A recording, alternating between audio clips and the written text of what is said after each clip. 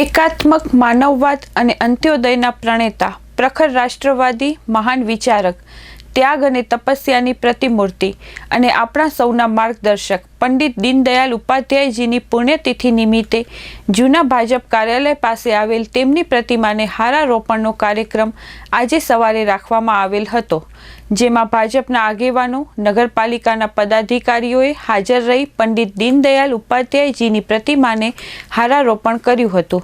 આ આગેવાનોએ ચંચળ ન્યૂઝ સાથે વાત કરી હતી। આજ રોજ શ્રી પંડિત દીનદયાળજીની પુણ્યતિથિ નિમિત્તે એમની પ્રતિમાને હારારોપણ કરવામાં આવ્યું।